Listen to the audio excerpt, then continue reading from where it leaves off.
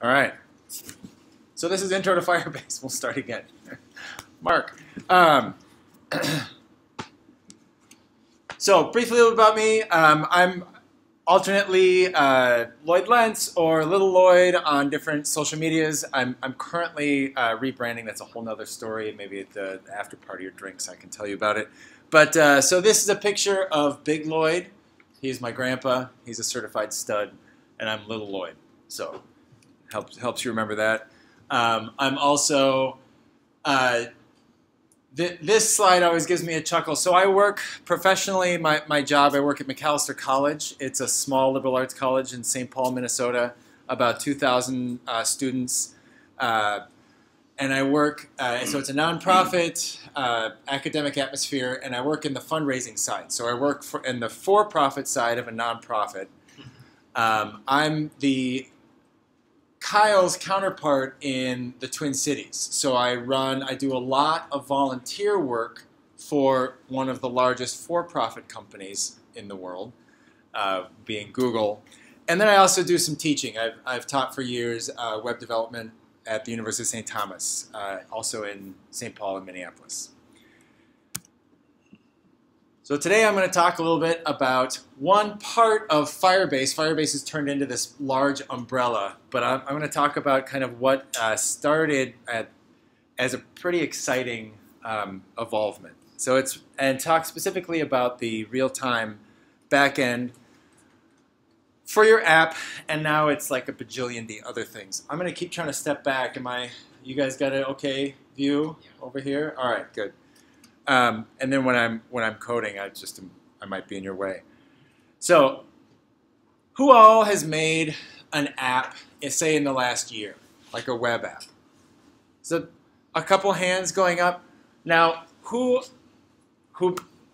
This needs to include delivering some maybe business critical information to internally to within your department. Maybe not a full web app that went out on the market that you sold, right? So I would say maybe more hands would go up. And we've got about 90% of the hands going up. We're all making apps every day. This is how we're delivering information. This is how we're sharing information within our departments, additionally, out to market. So we're all making apps every day, synchronizing across clients and devices is hard, making sure everything's up to date and refreshing properly, but your users don't care. Your user expects it to be fast, for it to be offline, to work on any platform, to be able to sign in simply, to authenticate to whatever they're used to signing, not to create a new account. This is 2017, right? This is not the olden days of web application. And creating an app shouldn't require complex infrastructure.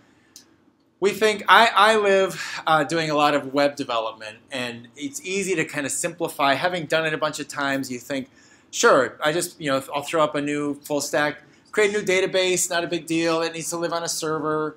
You've got to authenticate, obviously, your users to be able to deliver your information, maybe consume an API, and then, of course, the client. You've done it 20 times. It's not so big a deal to do it again. But in reality, it's never quite that simple. There's always new moving parts, or the APIs are changing. And neither are the clients. You've got mobile devices, desktops. Anymore now, especially if you're delivering for internal usage, you can need to expect somebody to be able to consume it on their 4-inch screen and on your giant screen. You're all developers. This is a little side note. You're all developers. Everybody has 2 screens, right?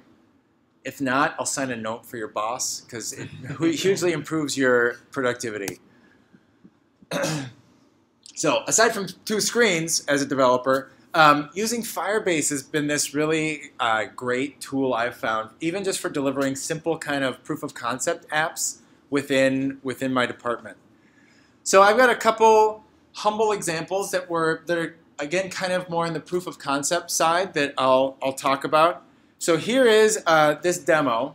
Now, what I did for this demo is when we ran our DevFest in the Twin Cities, I made a scavenger hunt. And so I made some posters, and I put behind them some NFC cards. Now, if anybody has, here, you can try those. Try scanning these with your NFC device. I'll say one maybe. To show, so you've got your device, and you scan it. Maybe you have to be on your home screen. All right. So now it logs me in, and I've now found a hidden tag. All this does, there's nothing really special about this. It goes to an endpoint on a website somewhere. And if you don't have NFC devices, you could send a text to that as well. No one's playing my game. So the way that it works as well, let's see if this will work. Hey, we've got somebody. I can launch this in a new screen here. And so we had this basically set up on a big screen by the front desk, and you could, let's see here. Let's copy that. Let's do this easier. So it's also, oh no. Can I send a text here? No, I switched to Google Voice. I was just telling Martin how great this is that I switched to Google Voice.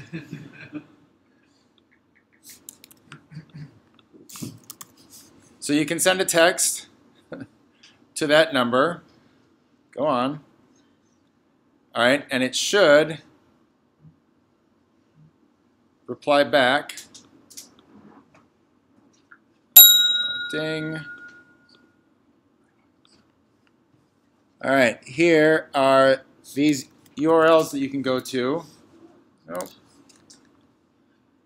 Oh, well, good demo. We got one other person joining. Anyway, so super simple authentication. I think I'm already signed in here. One more. Why won't this copy? Copy. There we go. All right, so I've, the interface is basically, I've gone to an endpoint, and it's saying if you want to get credit for this, you have to log in. So we're going to click the big login button. This is what would happen if anybody else didn't do it. So you log in. The first time you do it, you have to say, yes, I'll let it know my name. So you can also set permissions like any login. And now I've got I've scored 2 endpoints. So pretty simple. That's how that works. Kind of fun. That code's also up on GitHub if you'd like to use that as well. So my other tool that I did, I forgot to, well, we'll watch this run. This was more of an internal thing. We were having some processes running that were running slow at certain times of the day on our database. So I set up a simple script to run using Oracle. We use Oracle internally at McAllister. So just an expensive query. So time how long it takes to run this expensive query. When it's done, post the result out to Firebase. That was a pretty simple PL SQL script to run. And then it's logged. I didn't have to set up a table. I didn't have to set up anything. It's all logged out on Firebase. And now this is updating. Usually when I do this demo, I increase the frequency so you see this graph actually show in real time. But then I can just leave this running in a window on my desk, and I can look for times during the day when it starts to creep up and start to see what else might be happening on our database at that time. Yes, there's of course a million other Oracle tools that you can use for that, but this was pretty simple and a nice example that I found to just, I'd like to log this, a few lines of code, put it out there. All right, so that's some examples. This was touted as you could follow along if you want. So let's take this code off some sweet jumps. We're going to do some live coding. So like I said, this is linked. All of these links are live on my website, lloydlentz.com, under talks. It's linked off the first one now. We put together in the Twin Cities a tutorial. If you go to bit.ly, bit.ly, GDG Firebase. GDG-TC Firebase, we've got a code lab that will walk you through setting basically what I'm going to do today. So I'm going to talk through how simple it is to make a Firebase app, and you can follow along later or now if you like. So let's make that a little bigger. Oops, should update this. These slides are DevFest KC. Anyway, derp. That. It's always good to edit a. Oh, that's not that anymore. Whatever. I'll fix these later. So basically, you need to set up an environment. You need to have it running on a web server. So basic internet security, you can't run JavaScript in a local file. It needs to be running on what looks like a server. So you can either run that with a simple Python server, or if you have a server available anywhere, that's what you need. So what we're going to do, I'm going to go to my site. I'm running from the command line. Boy, I can't really move back. You guys are welcome to move or just trust me is what I'm saying. Oops. All right, so I'm going to make a directory called KC demo. KC, come on now, demo. All right, and I'm going to create two files, index.html and app.javascript. All right, and then I'm going to open a simple text editor. Here, you've got two files now in here, index.html, which is empty, and app.javascript. Now, the magic that's happening behind the scene is I have a little, these files are monitored, and when they're saved, they upload to my LloydLentz.com website. So, HTML5, let's make this a little bigger. Okay, we're going to make a simple HTML5 app called KC demo. All right, down here we'll say, hey, KC. All right, we'll save that, and it should, if that all went up to the interwebs, LloydLentz.com/KC demo. All right, we've got now a rockin' web app. All right, done. We've got, well, I'd say not a web app yet, because we need to link our app.js in there. All right, now over in our JavaScript file, we could say something like alert, hey KC. All right, so now we'll reload this page, and we get a pop-up. So now we have our page, and then the business logic in the JavaScript. This is our complex app that we have so far. And that's pretty much the structure that you need to be able to follow along here. So we've got our app running on the server. Now we need to go over to Firebase and set up an instance for you to use. So hop over to the Firebase console. It should link from here, firebase.google.com. Oops.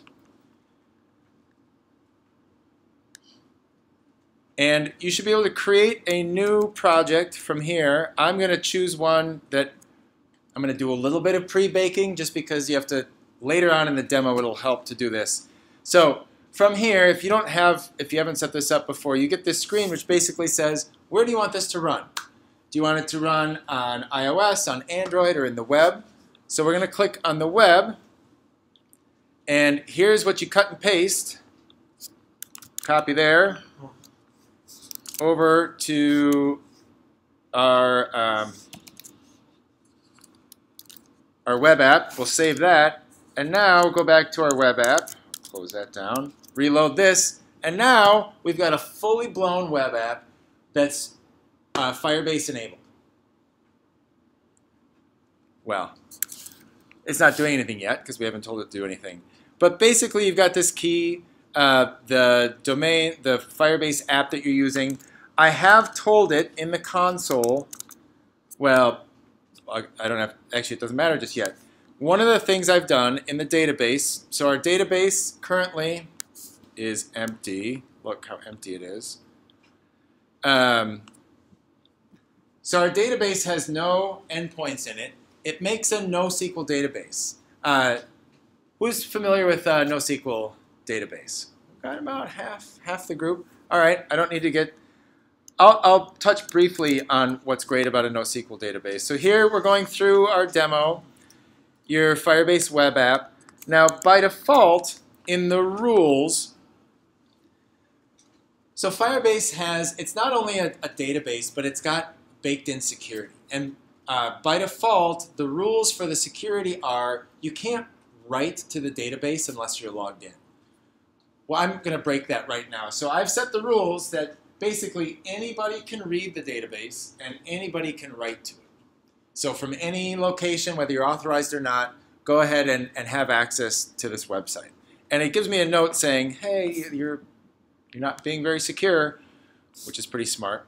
All right, so we'll go back to the data here. All right, so in our Firebase, we're going to, right, so we basically pasted that code into our app. I'm going to scaffold out our chat. What now? Mac being too smart. No. All right, so in our app here, now it's too big. Nope, wrong one. This one. We've got our script. We've got, I'm going to take out Hey Kansas City, and I'm going to put in a basic form. Okay, this has got basically a div that's set to 400 pixels wide. It's the full width. And then we've got a form with 2 input fields, username and message, and then a button to send it. That's the complexity of what we have so far. I'll save that, and I'll actually go back to this because that is going to be distracting. So now we'll go back to our demo page, reload this. It's also too big.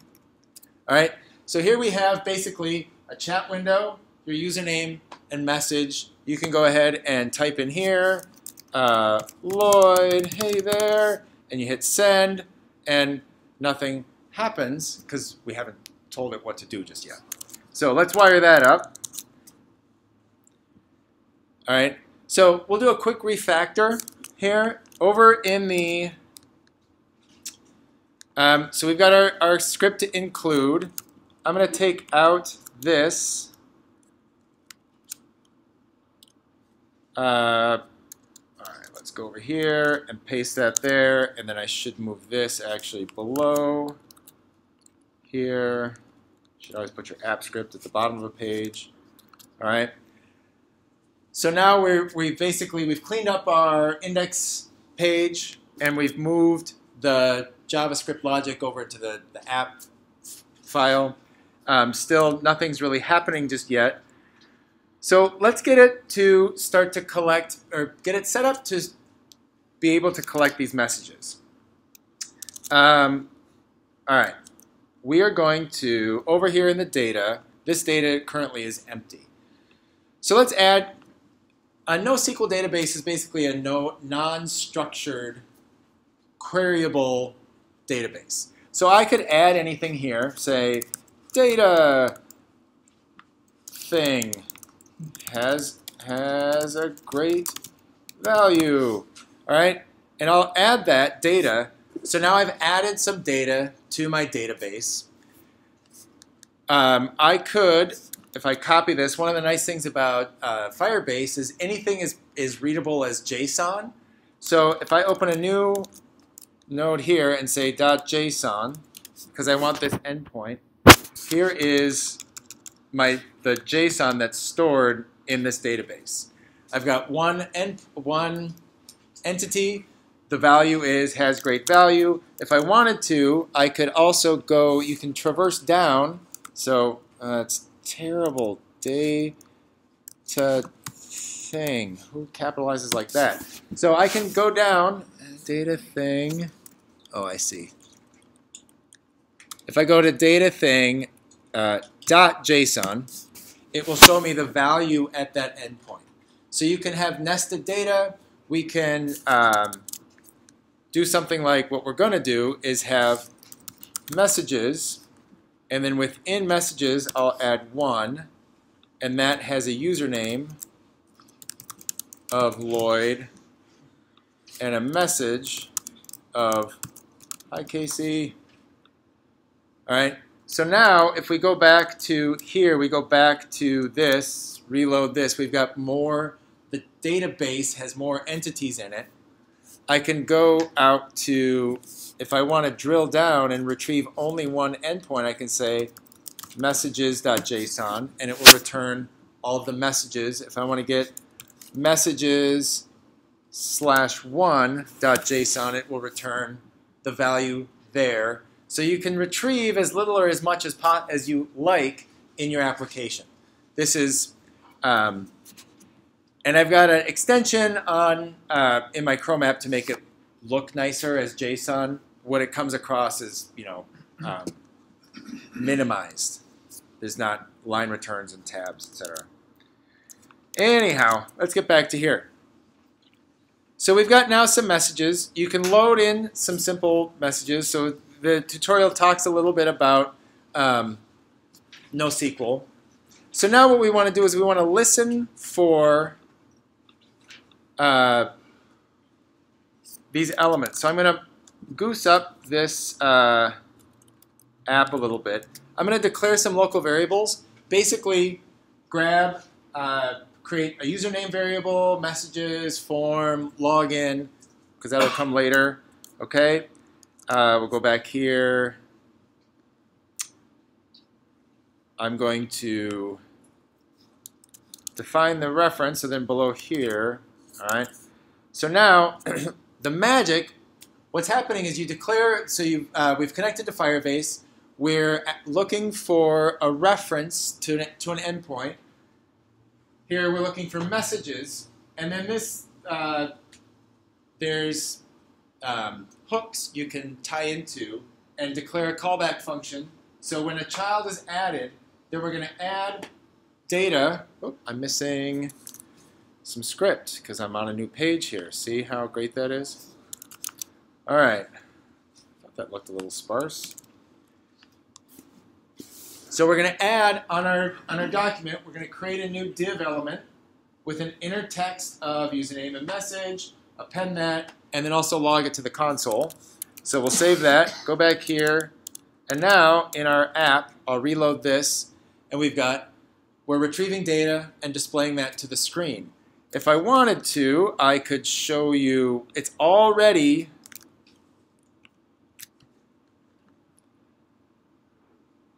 doing some Firebase magic. So I'll add a new, oh, I'm running out of space, here we go. All right, username, name, other Lloyd, and that message is,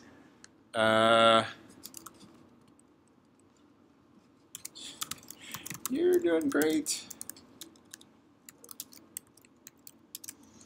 All right, so I'm going to click Add here. Now, I'll note this is using this console. I'm using an interface out on Google servers, out in the cloudosphere. I'll click Add right there, and pretty much right away on my website here at lloydlentz.com, that showed up as quick as I could click Add to the database.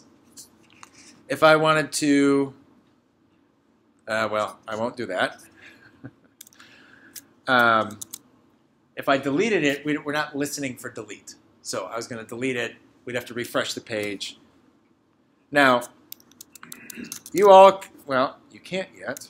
So in a moment, so our messages are showing. So what we want to do is we want to be able to post that message. We want to be able to enter in our own messages and add them to the database. So I'm going to copy this. Go over to our app.js file and add a new listener. So on the form, we're basically going to listen for submit, prevent the default so it doesn't do a full post back. Go ahead and log to the console, and we're going to push. This is kind of where the Firebase magic happens. we're pushing a new JSON object with username and message. Oh boy.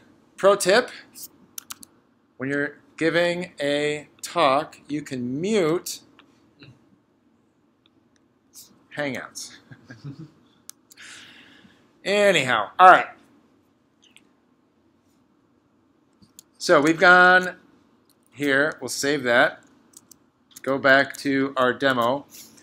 And I have to reload the page to be able to pull down the JavaScript definition.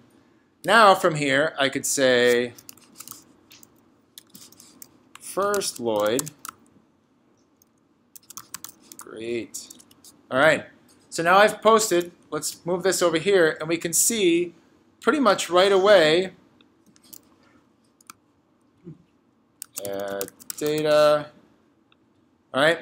Over in the console, in the Firebase console, it's adding these nodes, and they're showing up right away, just as quick as I can post there. Now, you're all developers.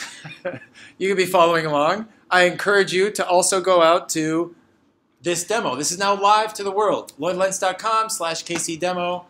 You all can start adding and posting data to the Firebase app. All right, we've got one person. John, thanks for playing along.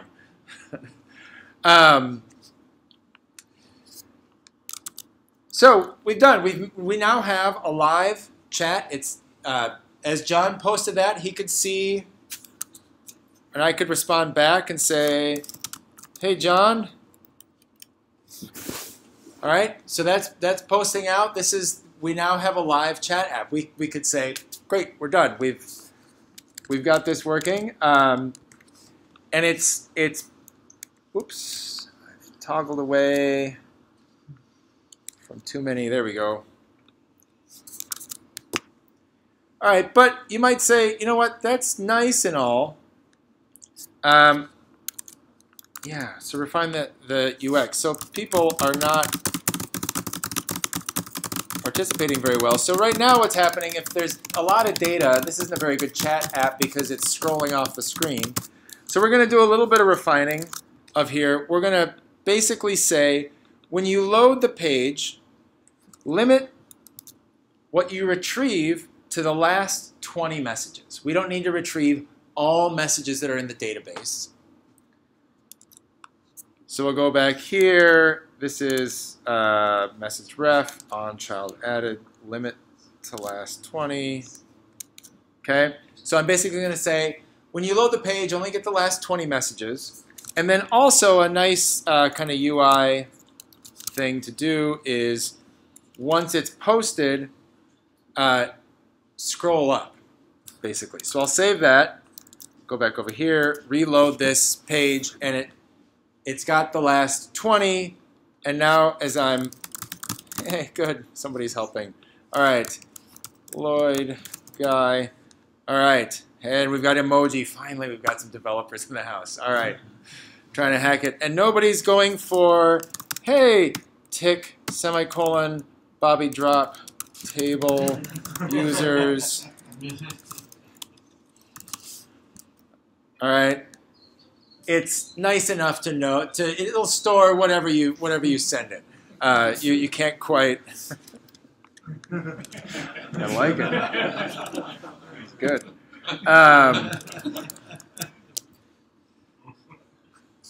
So we've got this. So this is a checkpoint. Now this is a kind of in the demo. We've got a real-time chat app. It's scrolling. It looks nice. It'll take emoticons, emoji. We've got, I think, as a web developer, I think it's super cool to inspect what's going on and say, all right, so over here, make this a little bigger. Oh, maybe not that big. In the network, all right, let's reload this page and see what's happening here. On the network, that's, again, too big.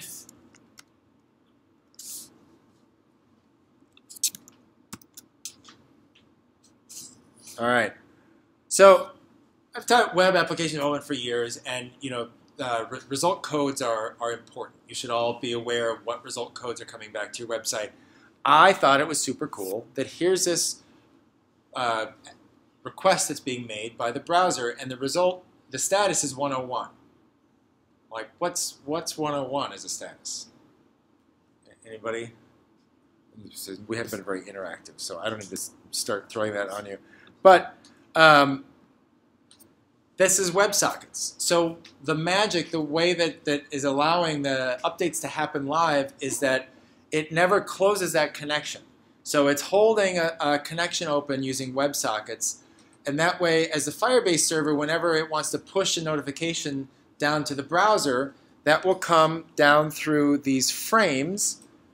So we can look over here again, Lloyd, new data. All right, so the packets, basically, the frames are the packets that are being sent. And you can watch this happen in real time in your developer inspector in Chrome or Firefox, if Mozilla folks are here. And actually, IE is doing a pretty darn good job these days, but Chrome is where I live. So I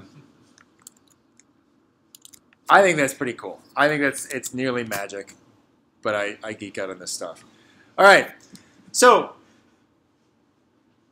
we've done our checkpoint. We kind of understand what's happening. Now let's make this a little better. Let's add some authentication. We don't want just anybody to be able to log in and do this. So we're going to modify this form and add a login button here.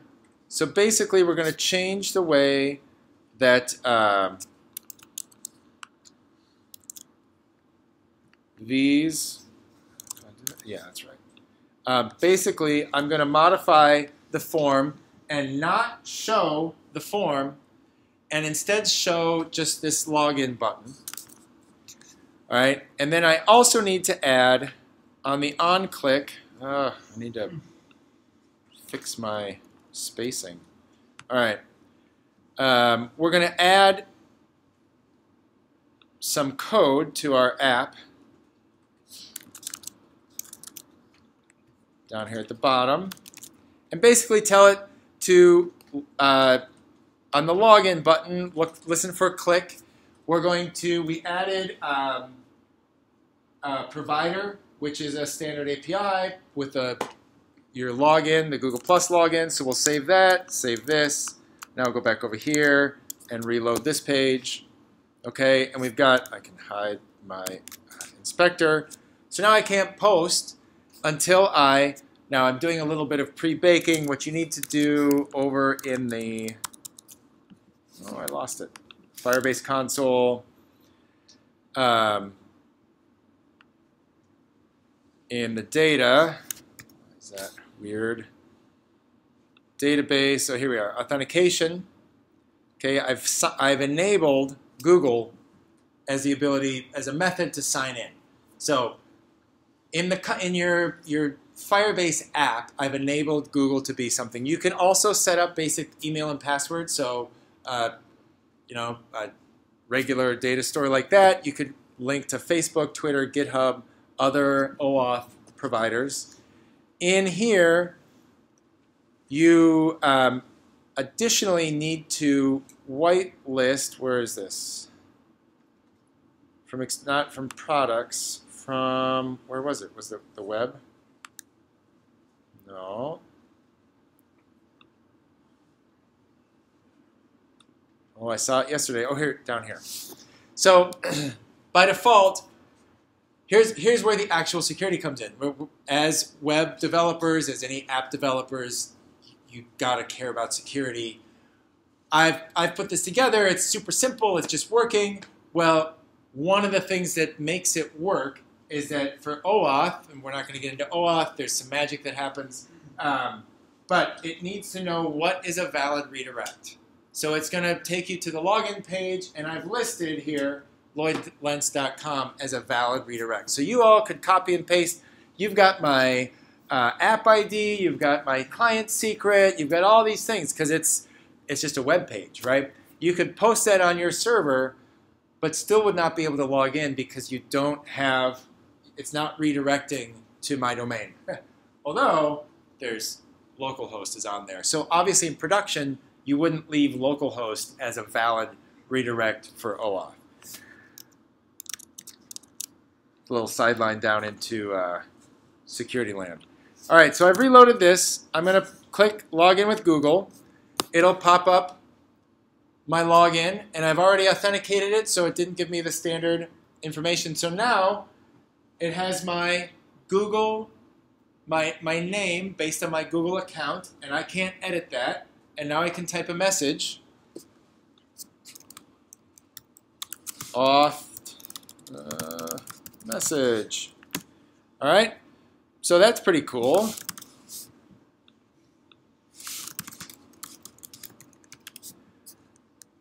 Now, I don't know if who do we got, John or the real Donald Trump? If you've not reloaded your page, you still have the old definition of the JavaScript.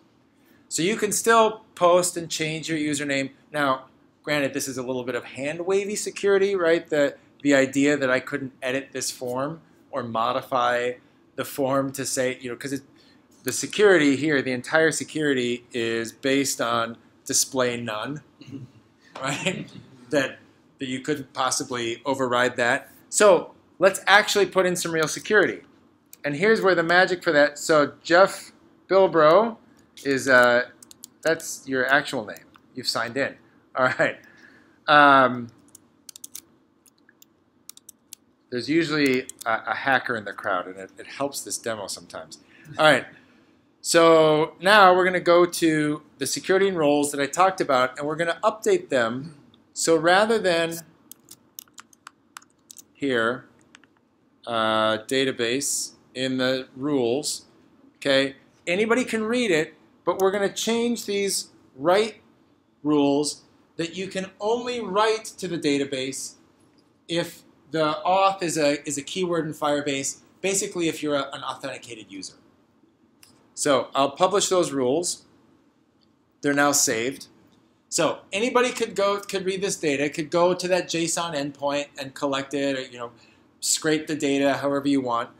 You could also change that you can only read it if you're logged in, but for this demo I'm going to keep it open. And now we go over here. All right, so Putin's out there.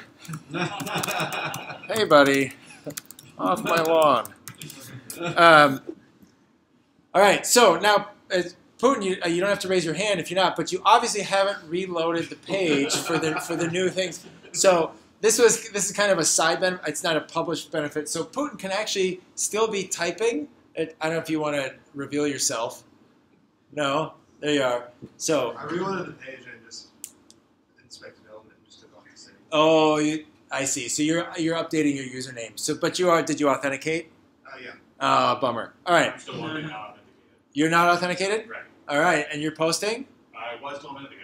And so it's not showing up on your screen? It shows up on my screen, it's not showing up there. Right, so it does this like shadow band thing.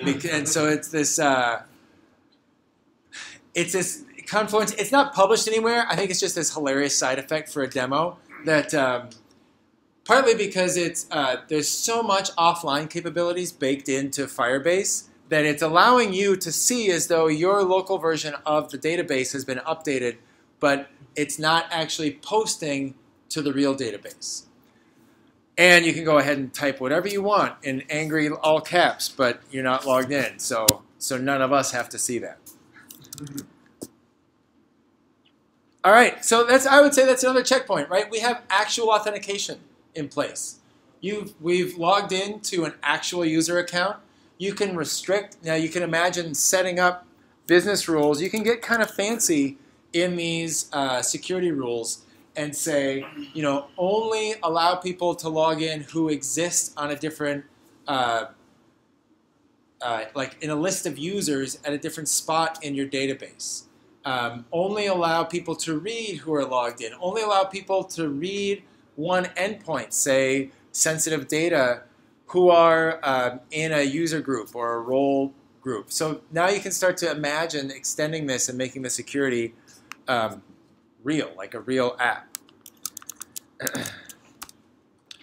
Now the other pretty cool thing is we can go to make this a full dev environment in a box.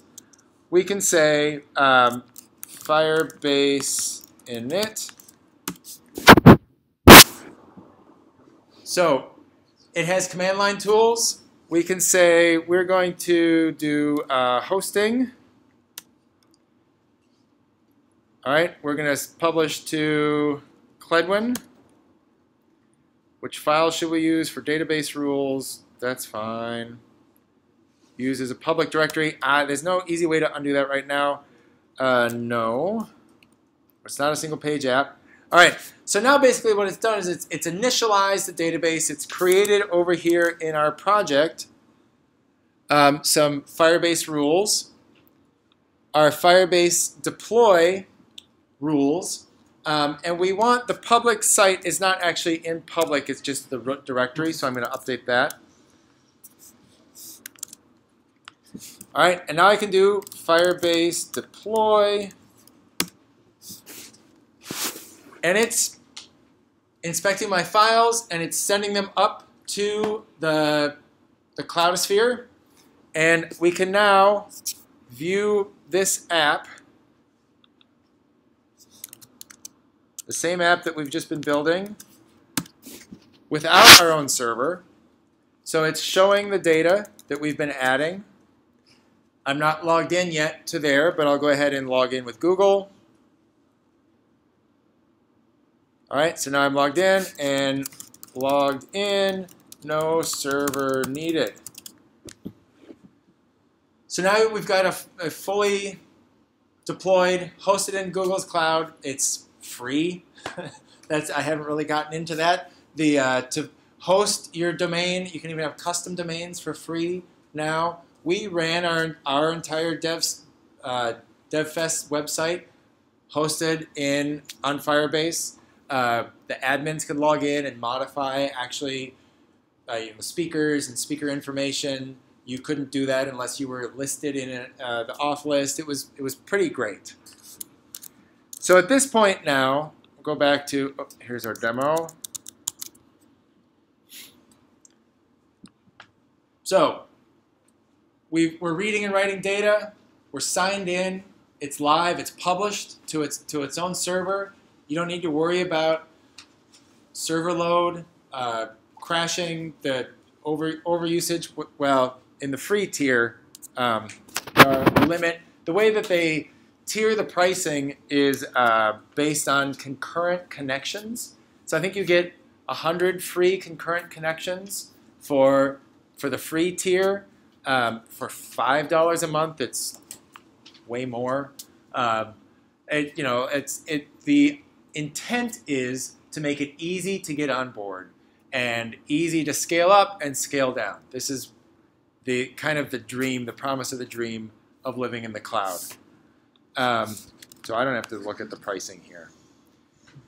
There's some other links here on this demo site. Kind of after there, it gets a little bit out of date because I mostly keep the stuff above here up to date.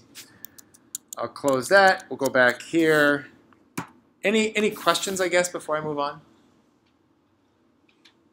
I see in the chat. Oh, sorry. Was there somebody else?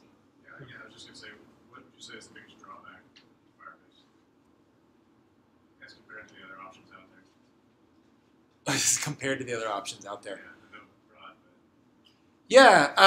because you're saying it's good to spin up kind of quick apps and whatnot. What would you not use it for? Well, like anything new, it's hard to get buy-in. So that might be a challenge. The arguments, I mean, there's some pretty solid arguments against that. I was at the DevFest in DC and talking with a number of government contractors, and there was one person who was the head of the IT for an entire government agency, and they had moved all of their data into Firebase. So to meet a government agency requirements, they had done fully vetting, and he said it wasn't a no-brainer, that they rigorously reviewed it, but it met their requirements. So it can be done. Let's see, other drawbacks. This often comes up as I've taught web application development to students, in graduate programs in software, and that question always comes up is what's the best thing? And it's not quite exactly what you're asking, but the best tool to use is where your knowledge base is. And so if you've got a team who's really good at Go or Node.js, and they're used to spinning up that full stack, and they need to get something out there, there's a learning curve that happens there. So I actually think that for the proof of concept apps, it's a great way to get into it and prove that this works great. It's really easy. It makes it nice to start learning it. I don't know. I like that's a good question. Martin, would you add anything for why not to use Firebase? Maybe Not necessarily not use it, but drawbacks, because it's important to know where to apply certain things. Right. Absolutely. so it's a NoSQL database. If you need to do a lot of reporting and things like that, then financial stuff, I wouldn't put it in here. I wouldn't put it in a NoSQL database at all. But you can always write services to go to your own API, get your own backend SQL Server database or something like that. So you don't have to use Right. Google NoSQL database. You can say, I'll write my own service layer, make service calls on it. Yeah. So you would have Firebase Running your app, and then have another data store yeah. as Like well. in your JavaScript, you would just make AJAX calls to some API that you spun up, say .NET Stack or something, instead of SQL Server database or something. Yeah. You could have your interlinks there. It does get, because it is NoSQL, that is one, as you start to get into a complex data structure, doing joins. It's a simple thing, I lived in SQL where I work in Oracle, doing relational, that my mind is completely proficient in doing joins and outer joins and all of that. It's not the same at all. You don't get to do a join in the NoSQL world. You do a lot of iterations, and so that would probably be. There are ways to do it.